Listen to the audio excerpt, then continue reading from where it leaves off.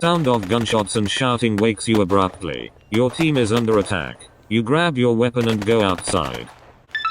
Go to the east. As you progress, you see the attackers shooting from the top of a protrusion. You climb up to the cliff. 5 raiders ambushed your team. 2 of them are lying dead on the ground. The others are looking away, not expecting an attack from your direction. Your position is not ideal. You could try to shoot them, but the odds are against you. Or you could order them to surrender, but you won't stand a chance if they decide to attack instead. Choose what you do. Do you call on the raiders to surrender or try to shoot them one after the other? Surrender.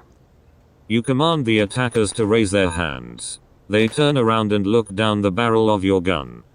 At first, they don't know what to do, but in the end, none of them dare to risk being shot, and they all decide to surrender.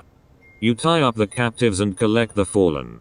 One of your teammates, Adalbert Christopher, is missing. Chris usually keeps to himself so the others aren't concerned. You decide to search the area. Suddenly, you hear a loud moan from near the tents. You gasp as you find Christopher in a pool of blood. A bullet hit his stomach. Oh, no. As you turn around to get help, you hear him whispering under his breath. The diary. My diary. Please.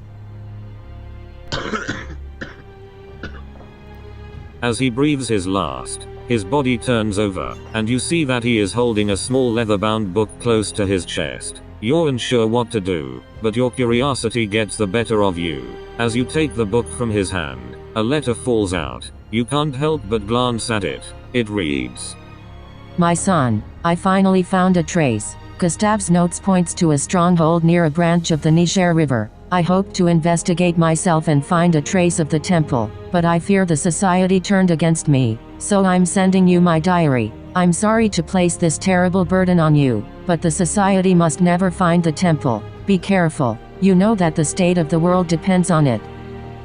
You feel the desperation of the writer in those words. You flip through the book, which is full of notes, scribbles, drawings, and the designs of a temple somewhere in Africa. Unfortunately, you can't find anything about the location of this temple. A dedicated chapter is about another structure that seems like a fortress. There is a map to the fortress in the diary. It is near the river Niger. This is probably what Christopher's father mentioned in the letter. You can't help but notice that the last pages are full of sketches of jewels, rubies, gems, and treasures, with the title, Nice. Beyond Good and Evil.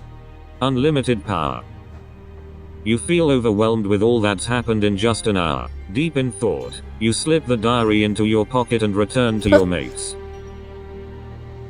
It's morning by the time you bury the dead.